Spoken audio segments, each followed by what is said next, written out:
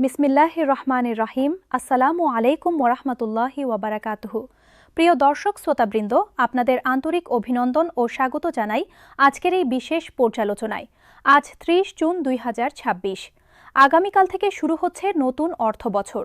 কিন্তু এই সংখ্যাটা শুধু ক্যালেন্ডারের পাতা উল্টানো নয়, এই তারিখটার সঙ্গে জড়িয়ে আছে বাংলাদেশের ২২ লাখ সরকারি কর্মকর্তা কর্মচারীর ১১ বছরের সঞ্চিত কষ্ট, অগণিত পরিবারের সংসারের অঙ্ক এবং একটি মৌলিক প্রশ্ন: রাষ্ট্র কি তার নিজের মানুষদের মূল্য দিতে জানে?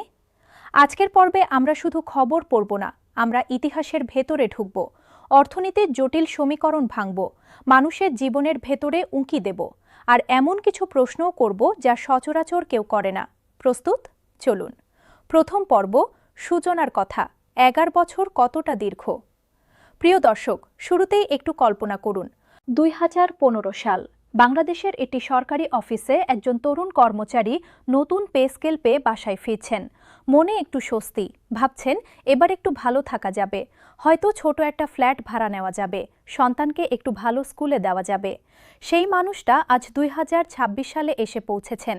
১১ বছর পার হয়ে গেছে, তার চুলে পাক ধরেছে, সন্তান বড় হয়েছে, পড়ার খরচ বেড়েছে, বাসা ভাড়া বেড়েছে, বাজারের দাম বেড়েছে, ওষুধের দাম বেড়েছে, কিন্তু বেতন সেই একই জায়গায় আটকে আছে।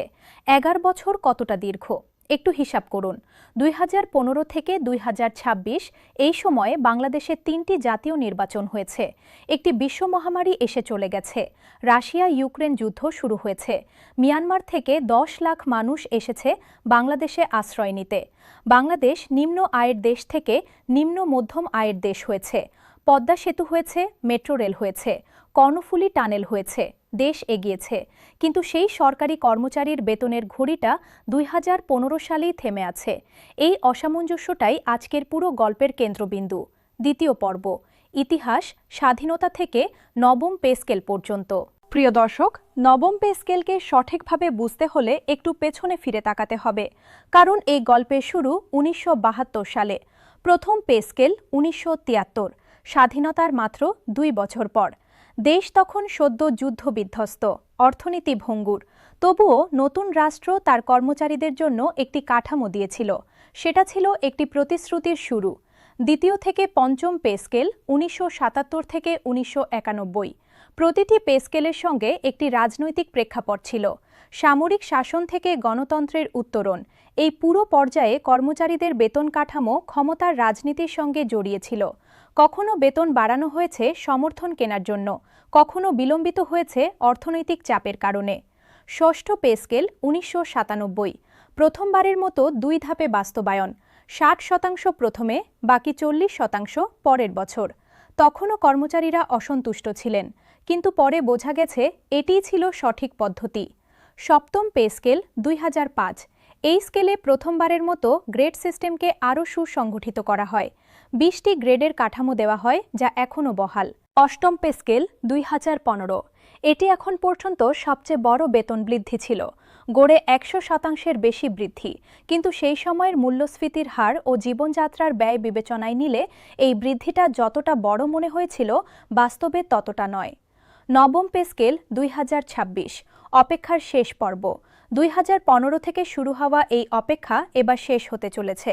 কিন্তু এই দীর্ঘ পথ পাড়ি দিতে গিয়ে ইতিহাসটা কি শিখিয়েছে? শিখিয়েছে যে নিয়মিত ছোট পরিবর্তন দীর্ঘমেয়াদে বড় এক ধাক্কার চেয়ে অনেক কম ব্যথার। কিন্তু এই শিক্ষা কতবার নেওয়া হয়েছে আর কতবার ভুলে যাওয়া হয়েছে, সেটাও ইতিহাসের অংশ। তৃতীয় পর্ব, মূল্যস্ফীতির গণিত, কাগজের টাকা ও বাস্তবের বাজার। প্রিয় দর্শক, এখন একটু গণিতের ক্লাসে বসুন। এটা বোঝা খুব দরকার। ২০১৫ সালে বাংলাদেশ পরিসংখ্যান ব্যুরোর হিসাব অনুযায়ী বার্ষিক মূল্যস্ফীতি ছিল প্রায় ৬.৪%। পরের বছরগুলোতে এই হার কখনো কমেছে, কখনো বেড়েছে। ২০২২ থেকে ২৩ সালে বৈশ্বিক সংকটের ধাক্কায় এটা ৯ থেকে ৯.৫%-এ উঠে গিয়েছিল। সহজ হিসাব করুন। ধরুন প্রতি বছর গড়ে ৭% মূল্যস্ফীতি। ১১ বছরে চক্রবৃদ্ধি হারে মোট মূল্যস্ফীতি দাঁড়ায় প্রায় ১০৫ থেকে ১১০%। অর্থাৎ ২০১৫ সালে ১০০ টাকায় যা কেনা যেত, আজ তা কিনতে লাগে ২০৫ থেকে ২১০ টাকা। এখন একজন ২০ গ্রেডের কর্মচারীর কথা ভাবুন।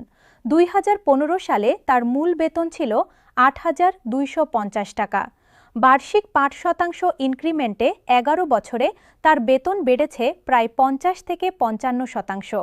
ধরা যাক আজ তার মূল বেতন 12 থেকে 13,000 টাকার কাছাকাছি, কিন্তু বাজারে 100 টাকার জিনিস হয়ে গেছে 210 টাকা, আর বেতন বেড়েছে মাত্র 50%।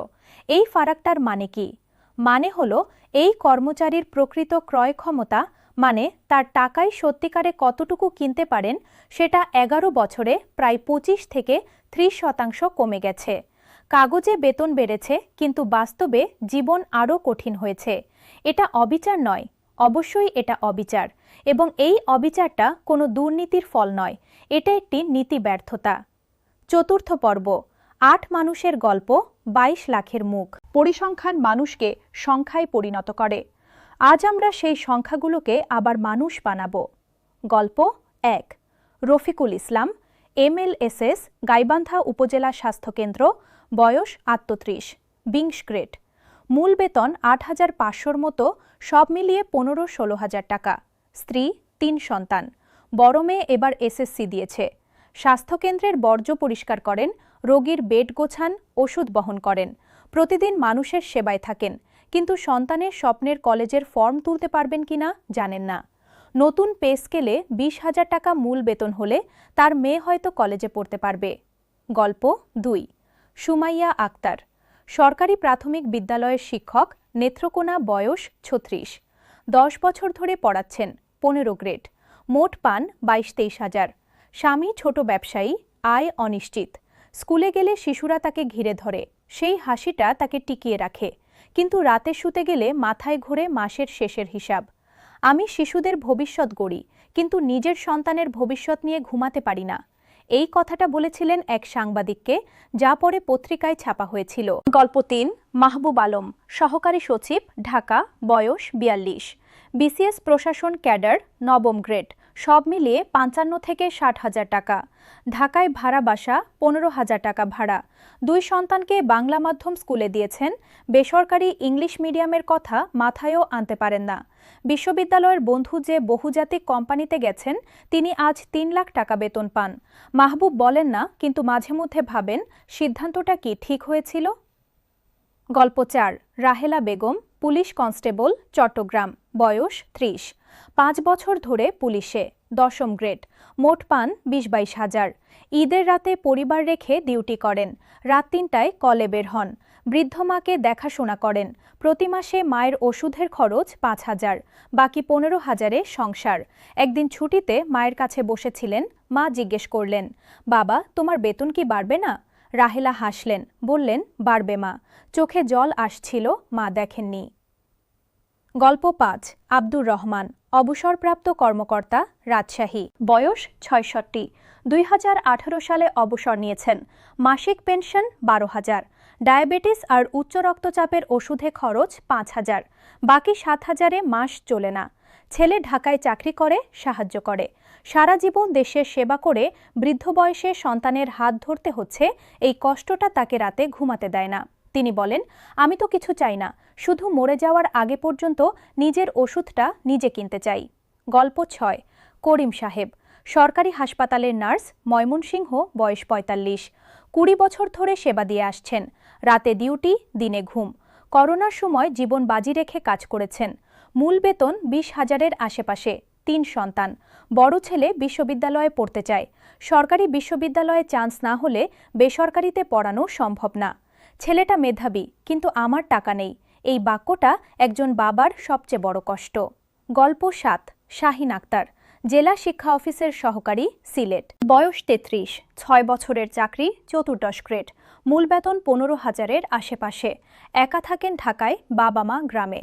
প্রতি মাসে গ্রামে 5,000 পাঠান, নিজের জন্য বাকি থাকে 10-12 হাজার। এই টাকায় ঢাকায় টিকে থাকা কতটা কঠিন, যারা চেষ্টা করেছেন তারা জানেন। গল্প 8। জাহাঙ্গীর হোসেন, বিডিআর জওয়ান থেকে অবসরপ্রাপ্ত, খুলনা, বয়স 57, দেশের সীমান্ত রক্ষা করে কাটিয়ে দিয়েছেন পুরো যৌবন। এখন অবসরে, পেনশন 10,000, 4 জনের সংসার, জমি নেই, সঞ্চয় সামান্য। মাঝে মাঝে ভাবেন এত কষ্ট করে কি হলো। এই 8 মানুষের গল্প আসলে 8 লাখ নয়, 22 লাখ মানুষের গল্প। প্রতিটি গল্পে একটাই সুর, শ্রম দেওয়া হয়েছে, দেশের সেবা দেওয়া হয়েছে, কিন্তু বদলে যা পাওয়া গেছে তা যথেষ্ট নয়। পঞ্চম পর্ব, সর্বশেষ আপডেট।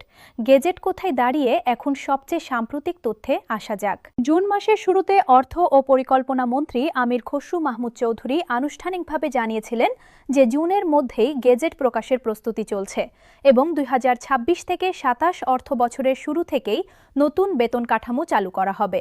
অর্থ মন্ত্রণালয়ের অর্থ বিভাগ নিশ্চিত করেছে যে 1 জুলাই থেকে সুপারিশকৃত মূল বেতনের 50% কার্যকর হবে। নতুন অর্থবছরের বাজেটে প্রায় 35,000 কোটি টাকা থোক বরাদ্দ রাখার সিদ্ধান্ত হয়েছে। ইতিহাসে এত বড় এককালীন আর্থিক প্রতিশ্রুতি এর আগে হয়নি। কিন্তু এরপর কি হলো? 24 জুন সচিব কমিটির বৈঠকে কিছু বিষয় নতুনভাবে পর্যালোচনা হয়েছে। প্রাথমিক 3 ধাপের পরিকল্পনা থেকে সরে এসে 2 ধাপে বাস্তবায়নের বিষয়টি ভাবা হচ্ছে। গেজেট জুনে নয়, জুলাইয়ের মাঝামাঝি সময়ে আসতে পারে। এই পরিবর্তনগুলো ছোট মনে হলেও বড় বার্তা দেয়। চূড়ান্ত গেজেট না হওয়া পর্যন্ত কোনো কিছুই নিশ্চিত নয়। প্রশাসনিক প্রক্রিয়া জটিল এবং শেষ মুহূর্ত পর্যন্ত অনেক কিছু বদলায়। এটা স্বাভাবিক। তবে এবার যা আগের চেয়ে আলাদা, বাজেটে বরাদ্দ হয়েছে। এটাই সবচেয়ে বড় প্রমাণ যে এই প্রতিশ্রুতি কাগজে লেখা আছে, শুধু মুখে নয়। ষষ্ঠ পর্ব, প্রস্তাবিত বেতন কাঠামো, গ্রেড ধরে ধরে বিশ্লেষণ। সুপারিশকৃত বেতন কাঠামো নিয়ে কথা বলার আগে একটা কথা বলে নেওয়া জরুরি। এই সংখ্যাগুলো চূড়ান্ত নয়।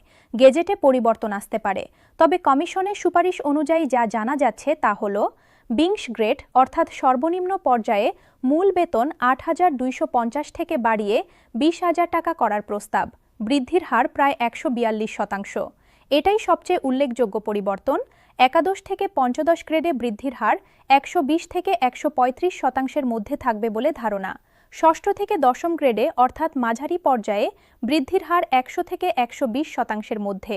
প্রথম গ্রেডে অর্থাৎ সর্বোচ্চ পর্যায়ে বর্তমান 78,000 থেকে 1,60,000-এর প্রস্তাব, বৃদ্ধি 105%। এই কাঠামোতে একটি গুরুত্বপূর্ণ নীতি আছে। নিচের দিকে বৃদ্ধির হার বেশি, উপরে কম। এটাকে বলে প্রগতিশীল বেতন নীতি। যারা সবচেয়ে বেশি কষ্টে আছেন তারা আনুপাতিকভাবে সবচেয়ে বেশি পাবেন। এই নীতিটা অর্থনৈতিকভাবেও যৌক্তিক, কারণ নিম্ন আয়ের মানুষ বেতন বাড়লে সেটা পুরোটাই খরচ করেন, বাজারে চাহিদা তৈরি হয়। উচ্চ আয়ের মানুষ বেতন বাড়লে সেটার একটা অংশ সঞ্চয়ে যায়। তাই নিচের গ্রেডে বৃদ্ধি অর্থনীতিতে বেশি উদ্দীপনা তৈরি করে। সপ্তম পর্ব, 3 ধাপ থেকে 2 ধাপ, পর্দার আড়ালের হিসাব।